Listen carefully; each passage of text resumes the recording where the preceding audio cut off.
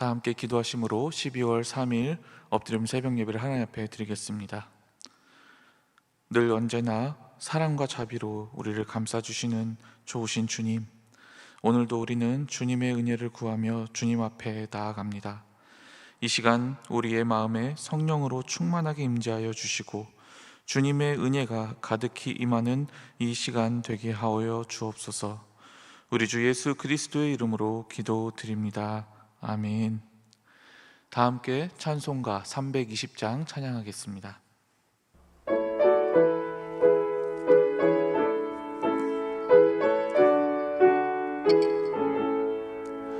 나의 죄를 정케 하사 주의 일꾼 삼으신 구세주의 넓은 사랑 항상 찬송합니다. 나를 일꾼 삼으신 주 크신 능력 주시고 언제든지 주 뜻대로 사용하여 주소서. 내게 부어주시려고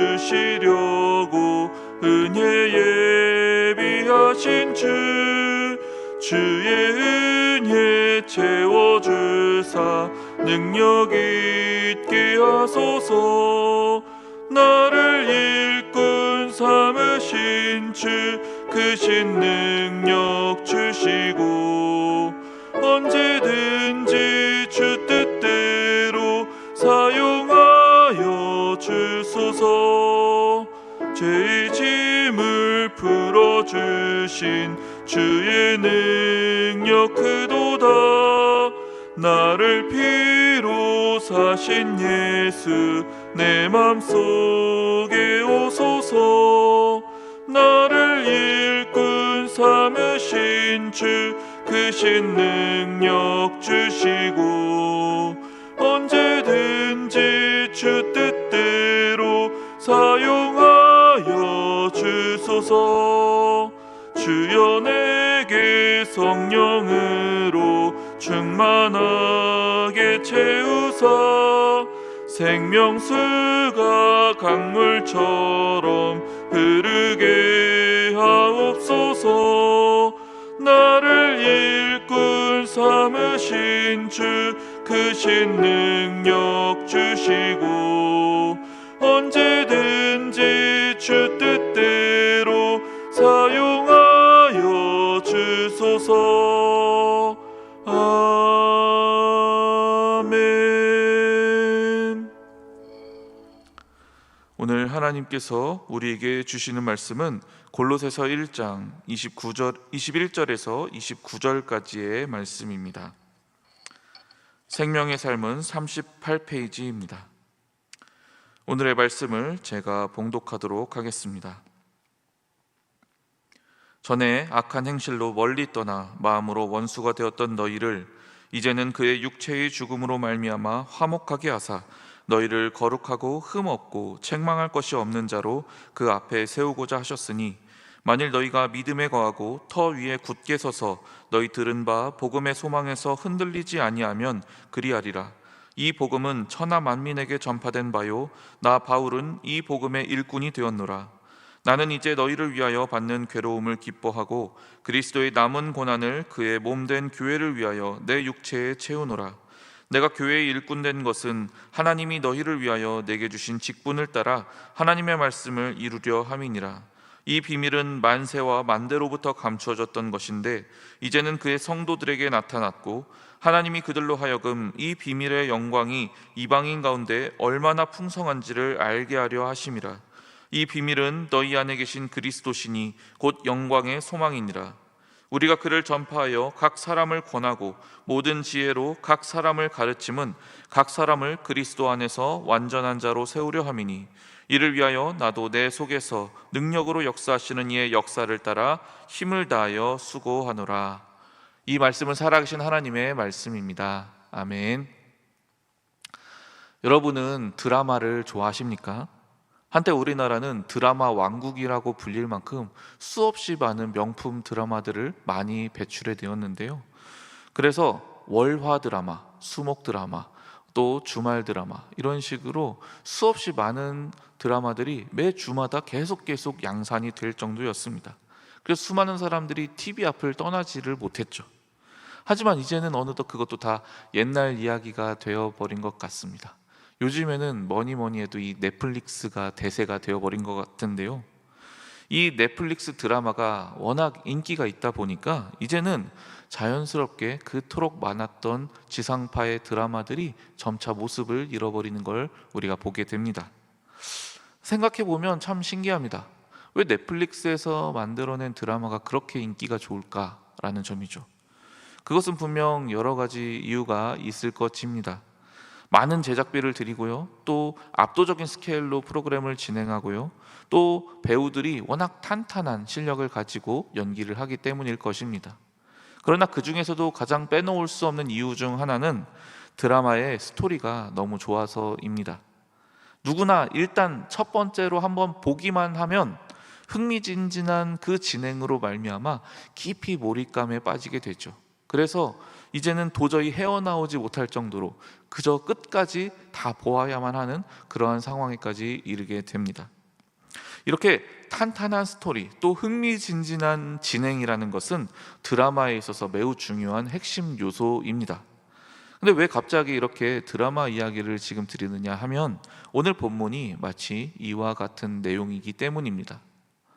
오늘 본문은 골로새 교인들을 향해 쓴 바울의 편지 내용인데요. 바울이 말하는 골로새 교인들의 이 이야기를 보면 이들이 드라마 속 주인공으로 보여집니다. 여러분, 드라마를 보면 어떻습니까? 보통 험난한 인생의 파고가 반드시 꼭 찾아오게 마련이죠. 그리고 그것을 정말 기가 막히게 극복해냄으로써 완전히 대반전을 일으킵니다. 이게 대부분의 드라마들에서 항상 나오는 가장 기본적인 레퍼토리입니다. 그런데 이런 대반전이 오늘 우리가 함께 살펴보는 이 골로새 교인들에게도 있었다고 합니다. 21절에서 바울은 이 사람들의 이전 모습에 대해 이렇게 말합니다. 그들이 악한 행실에서 멀리 떠나 마음으로 원수가 되었었다라고 말입니다.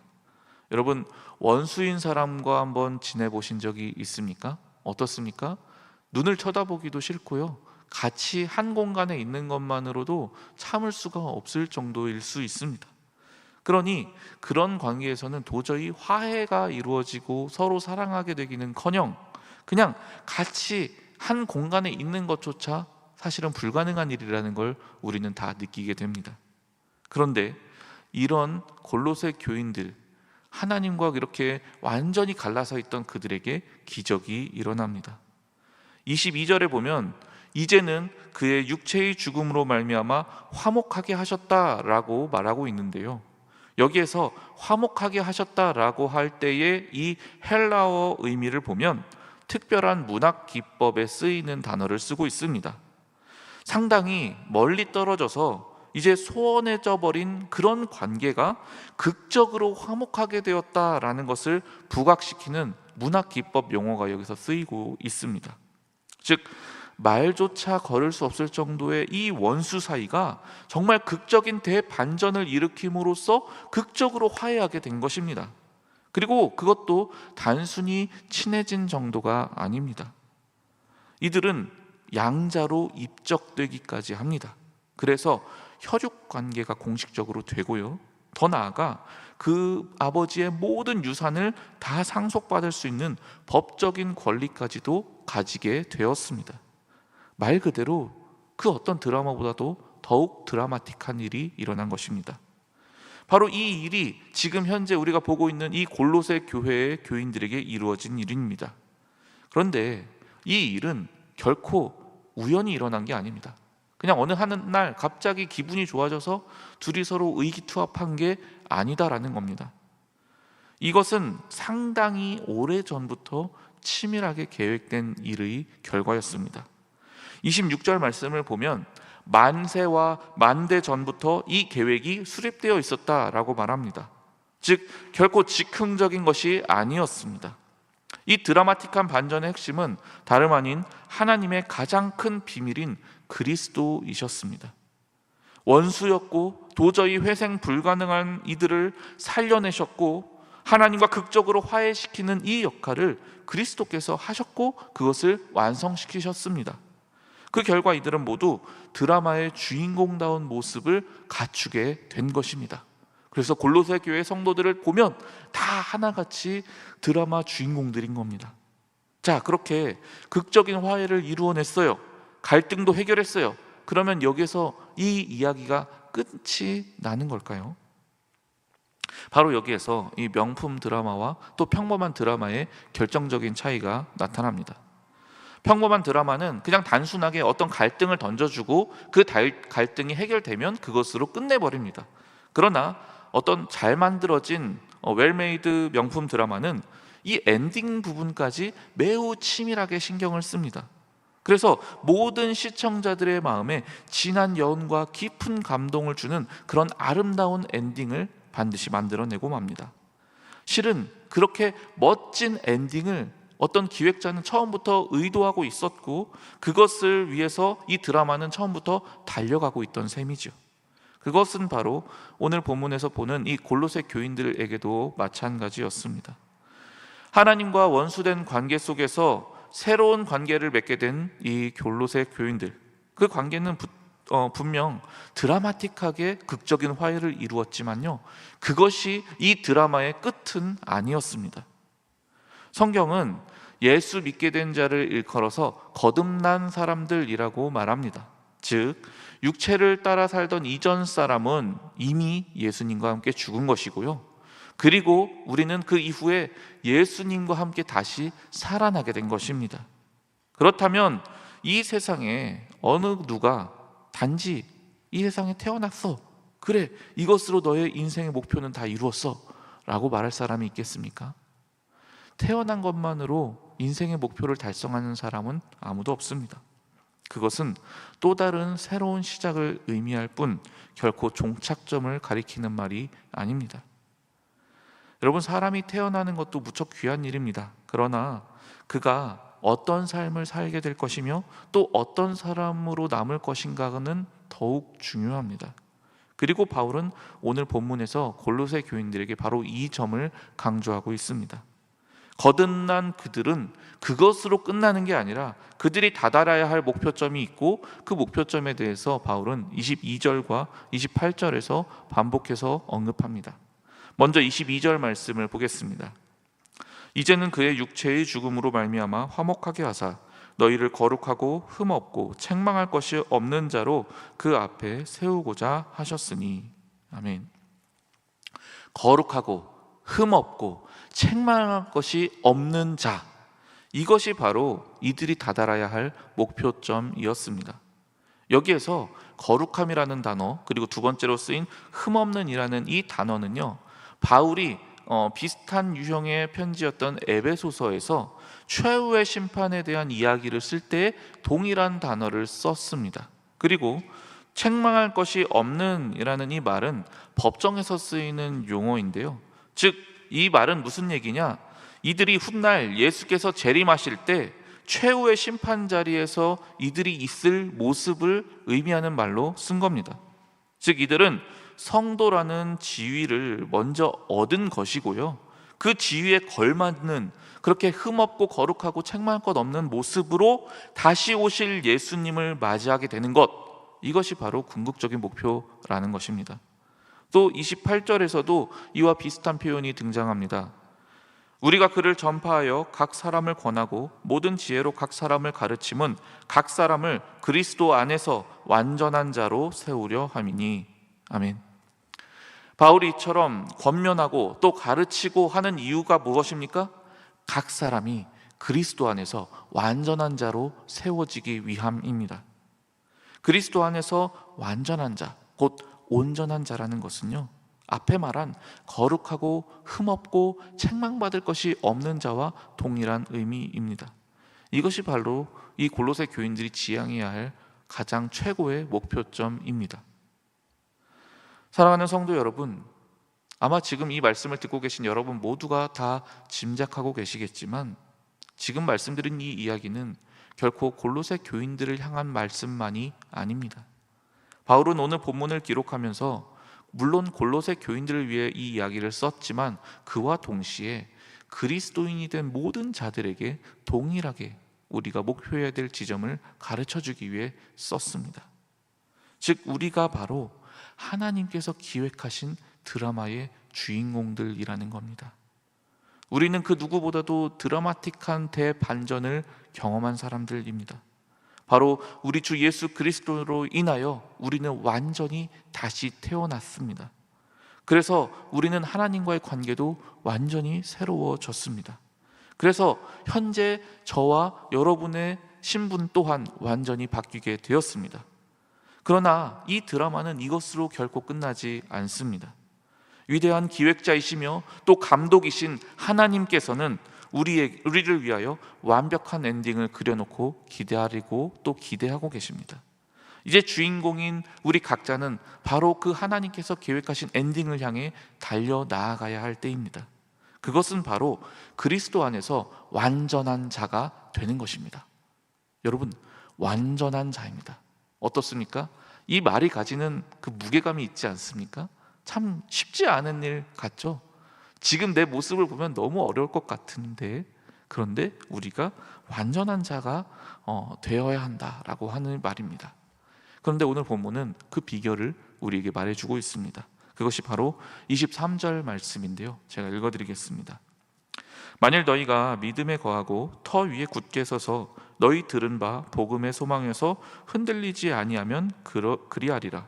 이 복음은 천하 만민에게 전파된 바요 나 바울은 이 복음의 일꾼이 되었노라. 아멘. 어떤가요, 여러분? 생각보다 너무 간단하지 않습니까?